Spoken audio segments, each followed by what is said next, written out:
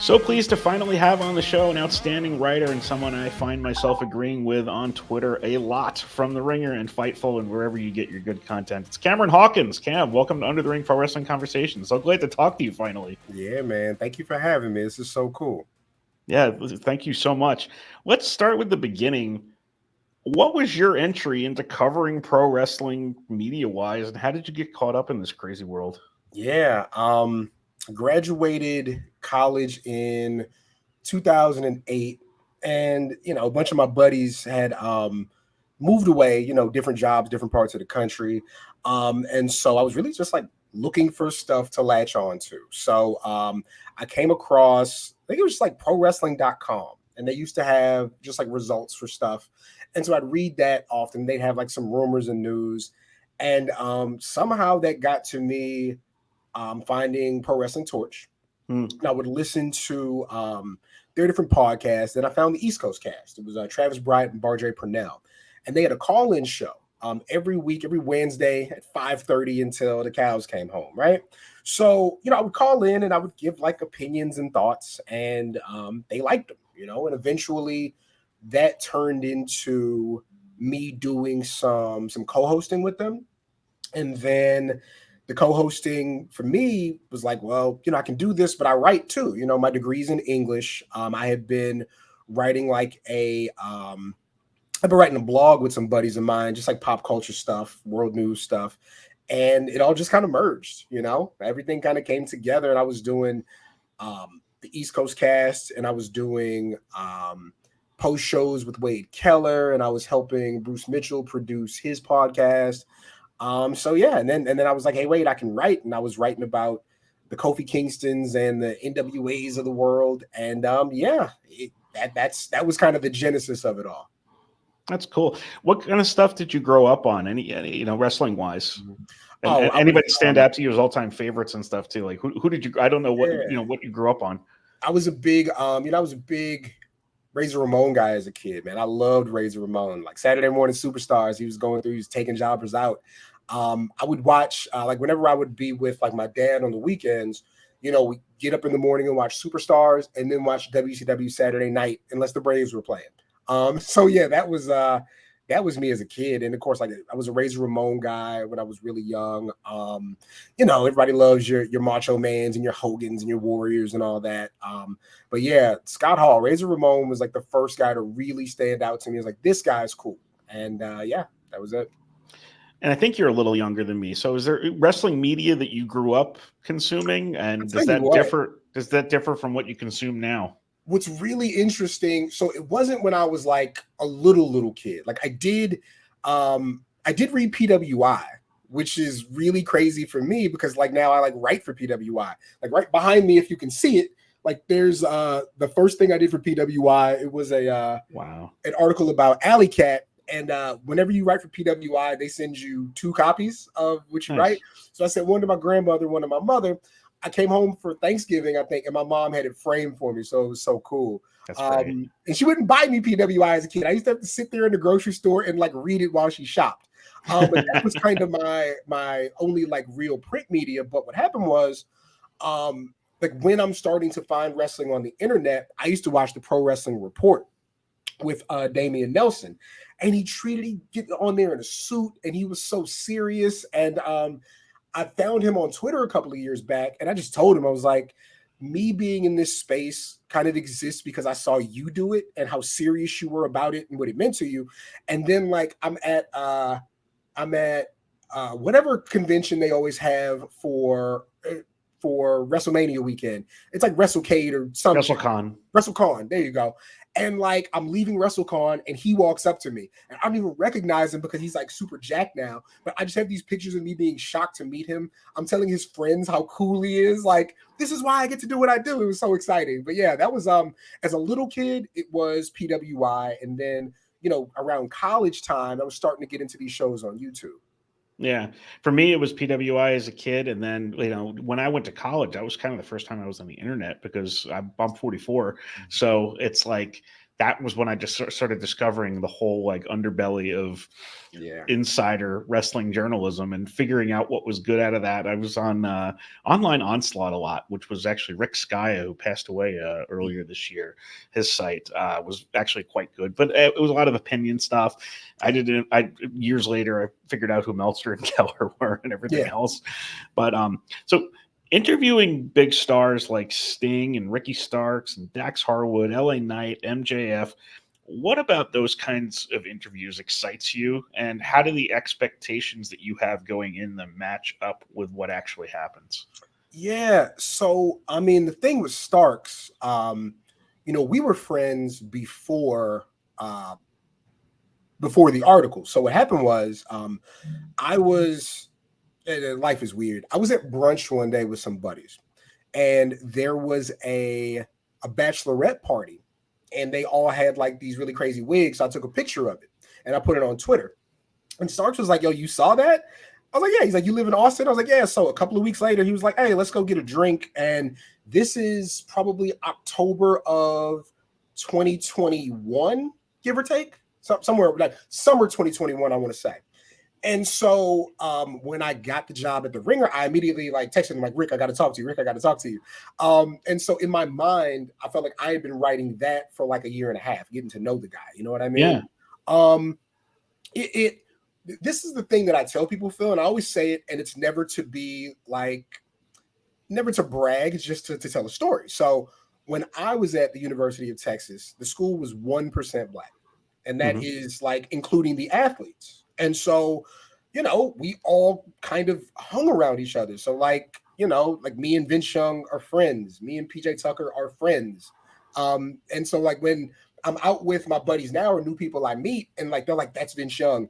And then Vince will come up to me and say hi, and they think it's the craziest thing. And it's like, no, it was almost out of necessity. So me kind of having that experience at 17 makes it way easier at 37, right? So with all that said, Sting was still kind of like, okay, this is different. This is a lot. Yeah. Because that's somebody I grew up watching. Like, Rick is about my age. Dax is about my age. I love what they do. I love their craft, but they feel more like real people to me.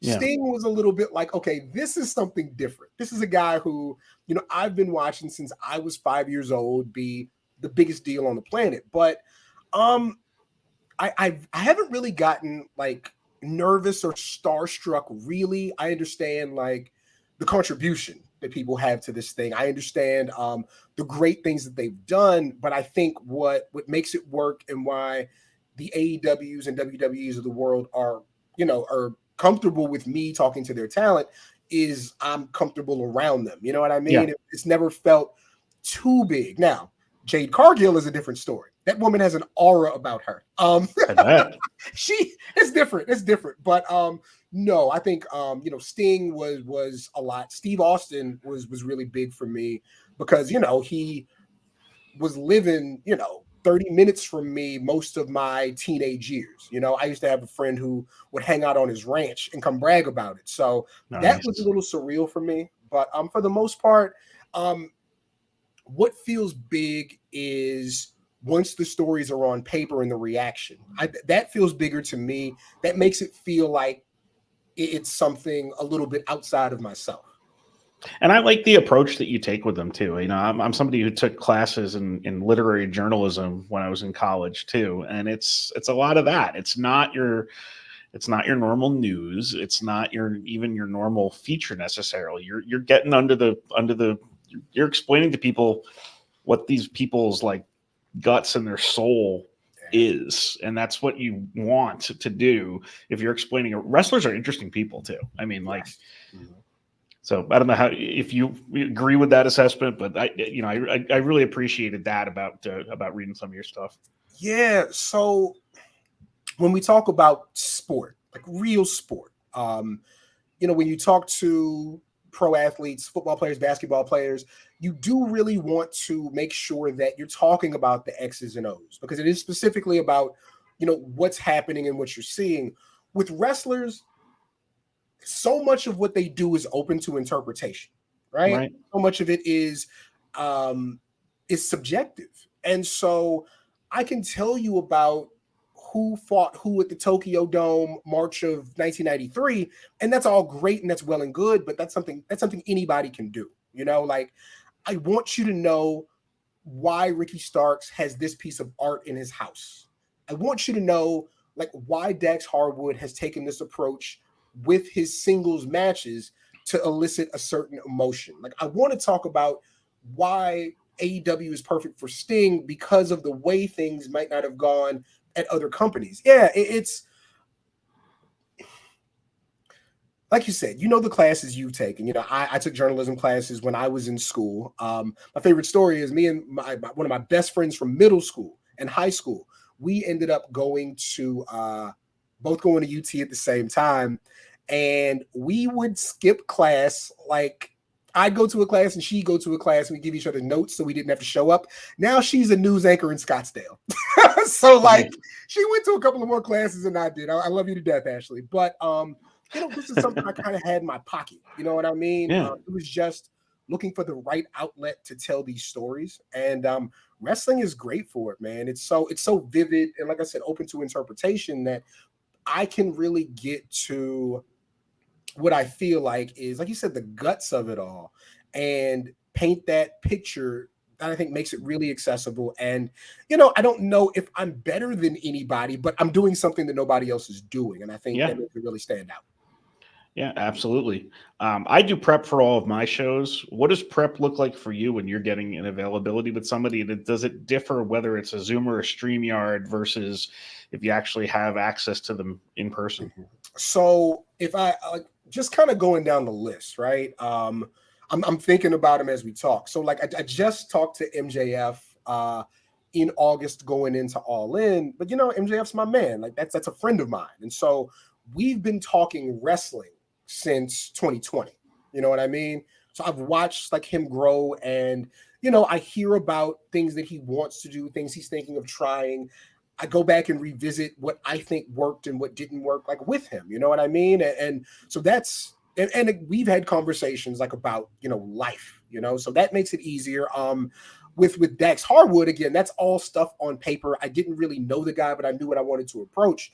It all depends on the subject, but like, I got the thing with LA Knight.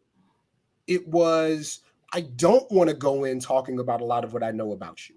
I don't want to do that because I think LA Knight was more of we don't really want to talk about Eli Drake. Not that there's anything wrong with Eli Drake, but you are a thing right now that you've never been before, and everything's come together. Let's kind of focus there. So, it's the Wikipedias, and then I'm asking your peers about you. I'm asking your friends. And, sometimes I might I don't know, see where a guy went to high school and then look up what his stats were if he played ball and revisit that. You know what I mean? Yeah.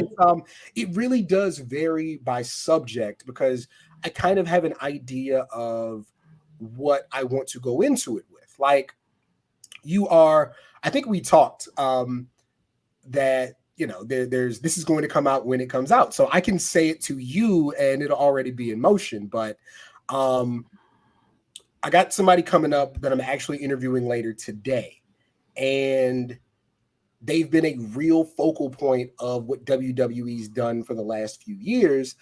The cool thing about it is, we were in a room together in April for a very long time. And I kept telling them, I'm going to tell this story. This is a story that I need to tell. Your story needs to be heard, and I'm going to do it the right way. And, we're talking about this over a bottle of champagne, right? And it's funny, but it's also, there's a familiarity now and a recognition that this is somebody genuinely concerned with my well-being. I know they're going to tell the story the right way. So it varies, but I've been really lucky, Phil, to have personal relationships with people whose stories I can now tell. I think that's great. And for me, somebody I always tried to, and I told him this when we had him on the show, but when I had Bill Apter on, I see the way that he treats wrestlers, and I see the way that they treat him back, and it's the respect that he has for it. that allows him the access that he's going to get. Like, I don't think I necessarily have as many of the personal relationships as you. I do know several wrestlers personally, but at the same time, like I think that it's all about how comfortable they are with the person who's talking to them. Like, I think that's all. I mean, that I will chalk up any success that this podcast has had to that, is that if people are comfortable being on here and answering questions about themselves, and it's not always going to be wrestling, because honestly, I think I think the wrestling stuff in some cases is secondary and less interesting than some of the life stuff. So we so in January, the Royal Rumble was in San Antonio, and I grew up in San Antonio. So I was like, hey, I'm going to go home for the week. Maybe I'll get lucky and catch an interview. I'm going to go to like WWE's public events, all that. I get an email and it's like, hey, we're doing our NIL dinner tonight. Would you like to come? Like, sure. Like, I figure it's like big banquet thing, right? Right. I get to the restaurant. The restaurant is closed, but there's a guy out front. The guy out front is like, hey, you're here for WWE? I'm like, yeah. So he's like, okay, come with me. So we walk into the restaurant. He walks us down to the cellar. And like, it's like two media people, some WWE execs. It's Big E and it's Omos, right? And Big E looks at me and he's like, hey, Seahawk, what's going on? And I'm like, oh, God, okay. Like, and we've interacted. And then he looks at my date. And he's like, hey, you're Danny Trejo's cousin, right? I'm like, oh, Big E knows my whole life, right? So it's already like we know each other and we're familiar. And then Omos is there with him. I've never met Omos, but like, he's a super nice guy. So we get to talking. We're talking, how, what his plans are. He's telling me about like just the visual of Saudi Arabia. And so him and I actually sit, he's at the next table. So his back's like to me the whole dinner. The whole time I'm messing with him, Phil. I'm like, yo, you gonna eat that? And he's like, yeah, I'm eating. I was like, hey, I think I might want that plate. And we're joking around and we're having a ball, right? Fast forward to WrestleMania.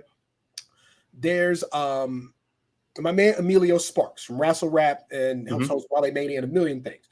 He's like, Cam, I need you to come with me to Sirius. I was like, for what? He's like, we're writing a show for DJ Who Kid. I was like, okay, I guess I'm writing a radio show today. And then, my man Carmelo Hayes, who I'm tight with, Trick Williams, they're there, MVP, Top Dollar, Ashanti, everybody's there. And Omos comes in and he just has the biggest grin on his face. He's like, yo, from the dinner. And it's really cool. So I've been blessed, man. I've been blessed to like get into these smaller rooms when, WWE and AEW are doing things. And so then when, these larger events are happening, it's like, hey, that's Cam from X, Y, and Z. Yeah, they're familiar with you already. I feel like representation in wrestling is better than it's been in the years that I've been watching. I want to talk to you about what steps are still needed. What blind spots do fans need to acknowledge that we might not be thinking about when it comes to groups of people in wrestling, whether it's Black, Latino, LGBTQ? And can wrestling be a good place for all of those people? Yeah, so one thing I do acknowledge, Sean Radican is one of my mentors at PW Torch, and Sean has done the dirty work for years. He was writing about ROH and PWG and whatever, like independent promotion, while everybody else is talking about the WWEs, WCWs, and all that. Right. And me and Sean have had this conversation. I was like, Sean, I think I love the position I'm in, but I recognize that one of the things that I contribute is a familiar face to the current crop of talent. Like that is true. Like wrestling is getting blacker and browner and whatever, right? So first off, like I think that having more Black people and people of color in management in these companies and like backstage is going to help with the rest of it, because then your stories aren't put every Black person in the hurt business. Every Black person don't need to be in the nation of domination. I think the biggest thing, and I think both companies have done a good job. You don't have to tell the stories that you've been telling. We can flesh out these people as people. Like I love that Mello and Trick are having basically a new HBK Diesel story, right? Yeah. Like that's what they're having. And it's, of course, they dress the way they dress. They talk the way they talk. They have inflections and style and all that. But at its base, this is not a Black story. This is a story about big brother, little brother, like it's being treated like real people. Bobby Lashley has been allowed to be Bobby Lashley and not some facsimile of what big black people should act like. Bianca Belair, and I've championed this a million times. Vince McMahon, I feel like, has always been looking for the black All-American athlete to really produce, because that's something that is universal. If you went to a college, you went to a high school, like, that guy.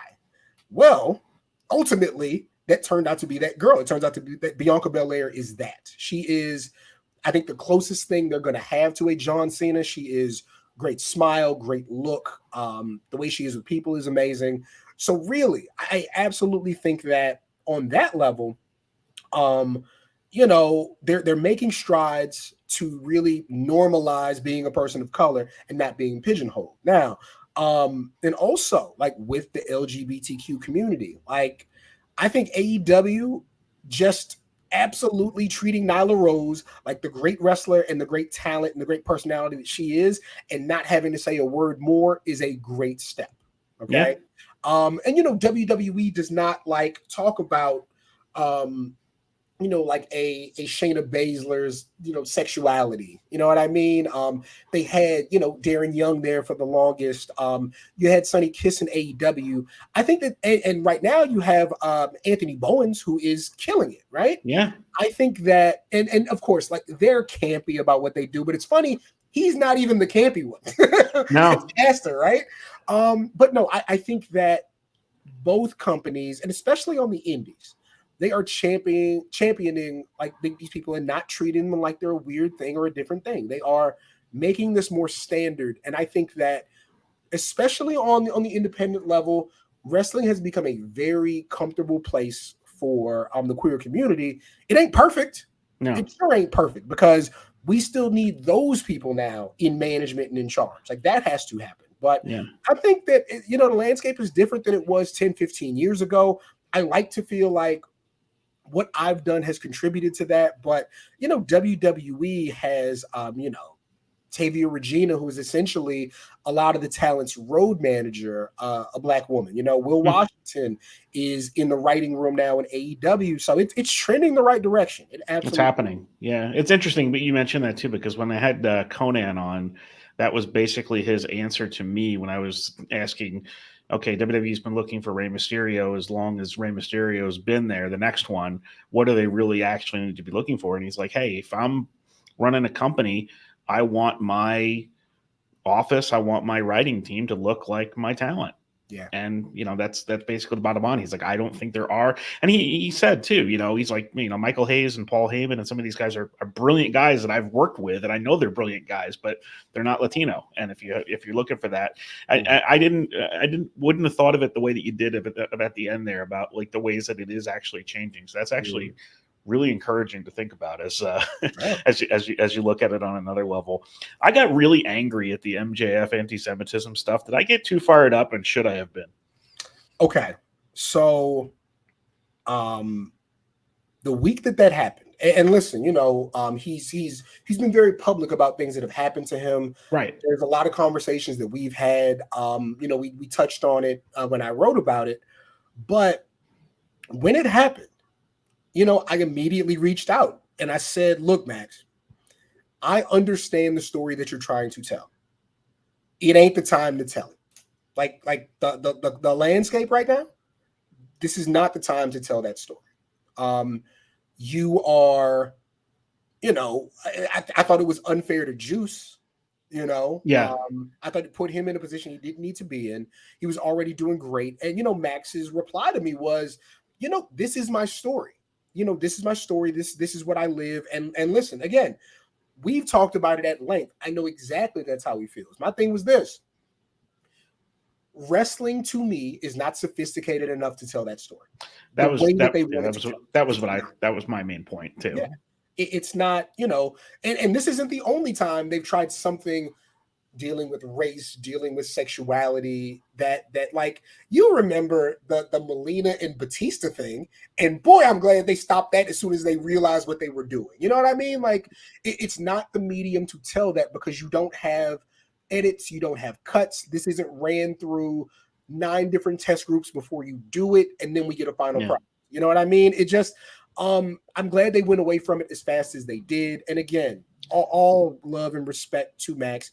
He goes through things I'll never have to go through. And I think that's one of the reasons I can consider us friends, because I do have to sometimes look at things from a different perspective. But it just was not the space, the time for that specific story. Yeah, I totally agree with you. And it's important to say, too, because I feel like everything gets lost in the message on Twitter when you're trying to have, that's not the place to even have really a discourse. But it's just, you can tell that kind of story in wrestling, but to your point, everything is time and place. So if you pick the wrong one, you probably made a misstep. Yeah. And to me, it was just like knowing what was going on in the world, but also seeing the rise in anti-Semitism and the rise in Islamophobia and that kind of stuff. I'm just like, boy, is this, yeah. I don't see crowds that I'm sitting in taking this the correct way or chanting things that I'm going to want to hear. So yeah. That was pretty much it. And yeah, I'm glad we got to touch on that, because if you had any perspective on it, like, what's great now is that I prepped so much for this, and I have half a sheet of stuff that I'm not even going to get to. So we're going to have to do this again another time too, because there's no way I'm getting any of the 11 things that I'm looking at. We're going to move on to something we call the 3 count now. It's going to be 3 quick questions and your answers. The first one is, what has been on your music playlist this week? This week, there's this really cool album called I Thought It'd Be Different, by this guy Rory, and he isn't actually on it. He kind of produced it and curated it. But yeah, I Thought It'd Be Different. This amazing R&B album that came out a while ago. He's actually good friends with my guy Kaz from The Ringer, and so yeah, just fantastic album. Again, I Thought It'd Be Different by Rory. Second question: what's the wackiest thing someone's accused you of on social media? Oh my goodness! Keeping it PG. Oh, so no, of course. I've been accused of having, relationships with some of the lady wrestlers. And I'm like, where is this coming from? Like, I don't know what any of this is. But yeah, I've been, the kids call it shipped. I've been shipped with a couple of wrestling ladies, and none of it was true. As in relation shipped.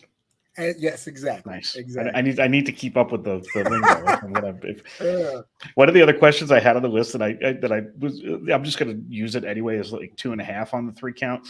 But I wrote, why do people think we're WWE fanboys?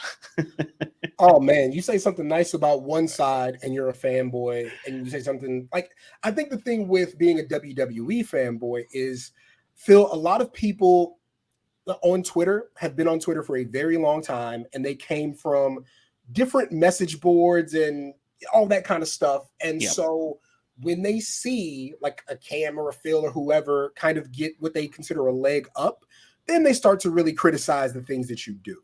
I think my biggest thing is I'm 37 now. I'll be 38 next month, right? Like, I don't have the energy to finger wag and talk about every incident and morality. And people think when you're not holding that torch up, you're saying something is okay.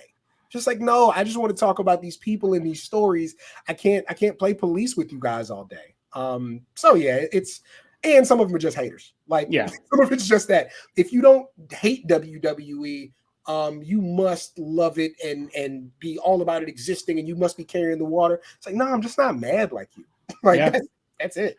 That's pretty much me too. And then, like, the thing of it too is that, like, almost everybody that I know from my generation grew up watching it. So I've just been watching. I mean, I've literally been watching WWE the entirety of your life. Yeah. Yeah. So, but no, and my thing is this: like, I went to WrestleMania in LA, and I'm at SoFi Stadium, and I'm with a friend of mine. I said, "Look around. What do you see?" And she says, "I see people working here." I said, "Do you notice that every single person you've seen working in this stadium is black?" She's like, "Oh." And so my thing is, like, bashing WWE for me, and anybody else can do what they want to do, but for me to, like, be like, I want WWE to burn to the ground and death to the Fed and all that, that's a lot of black people and brown people without jobs.